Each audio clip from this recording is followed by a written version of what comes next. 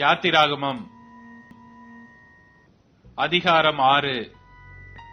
அப்பொழுது கர்த்தர் மோசேயை நோக்கி, நான் பார்வோனுக்கு செய்வதை இப்பொழுது காண்பாய். பலத்த கையை கண்டு அவர்களை போகவிட்டு பலத்த கையை கண்டு அவர்களை தன் தேசத்திலிருந்து துரத்தி விடுவான் என்றார். மேலும் தேவன் மோசேயை நோக்கி, நான் யெகோவா, சர்வ வல்லமையுள்ள தேவன் என்னும் நாமத்தினால் நான் ஆபிரகாமுக்கும் ஈசாக்குக்கும் யாக்கோபுக்கும் தரிசனமானேன். ஆனாலும் யெகோவா என்னும் என் நாமத்தினால்தான் நான் அவர்களுக்கு அறியப்படவில்லை. அவர்கள் பரதேசிகளாய் தங்கின தேசமாகிய கானான் தேசத்தை அவர்களுக்கு கொடுப்பேன் என்று நான் அவர்களோடு என் உடன்படிக்கையும் ஏற்படுத்தி இருக்கிறேன். எகிப்தியர் அடிமை கொள்ளுகிற இஸ்ரவேல் புத்திரரின் பெரு மூச்சை நான் கேட்டு என் உடன்படிக்கையை நினைத்தேன்.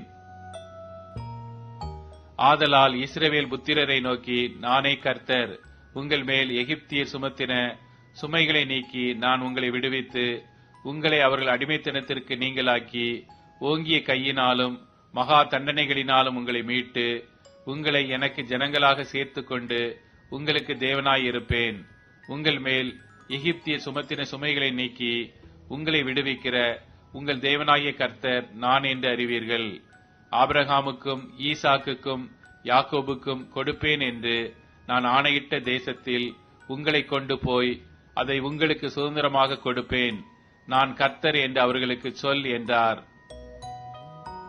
இந்த பிரகாரமாக மோசே இஸ்ரவேல் புத்திரருக்கு சொன்னான். அவர்களோ மனமடிவினாலும் கொடுமையான வேலையினாலும் மோசேக்கு செவி கொடாமற் போனார்கள். பின்பு கர்த்தர் மோசேயை நோக்கி, நீ எகிப்தின் ராஜாவாகிய பார்வோனிடத்தில் போய் அவன் தன் தேசத்திலிருந்து இஸ்ரவேல் புத்திரரை போக விடும்படி அவனுடைய பேசு என்றார். மோசே கர்த்தருடைய சன்னிதானத்தில் நின்று, இஸ்ரவேல் புத்திரரே எனக்கு செவி கொடுக்கவில்லை. பார்வோன் எனக்கு எப்படி செவி கொடுப்பான்? நான் விருத்த சேதனம் இல்லாத உதடுகள் உள்ளவன் என்றான். கர்த்தர் மோசேயோடும் ஆரோனோடும் பேசி இஸ்ரவேல் புத்திரரை எகிப்து தேசத்திலிருந்து அழைத்துக் கொண்டு போகும்படிக்கு அவர்களை இஸ்ரவேல் புத்திரரிடத்துக்கும் எகிப்தின் ராஜாவாகிய பார்வோனிடத்துக்கும் கட்டளை கொடுத்து அனுப்பினார். அவர்களுடைய பிதாக்கள் வீட்டாரின் தலைவர் யார் என்றால், இஸ்ரவேலுக்கு முதல் பிறந்தவனாகிய ரூபனுடைய குமாரர் ஆனோக்கு, பல்லு, எஸ்ரோன், கர்மி. இவர்கள் ரூமனுடைய வம்சங்களின் தலைவர். சிமியோனின் குமாரர் யமுவேல், யாமின், ஓகாத், யாகின், சோகார்,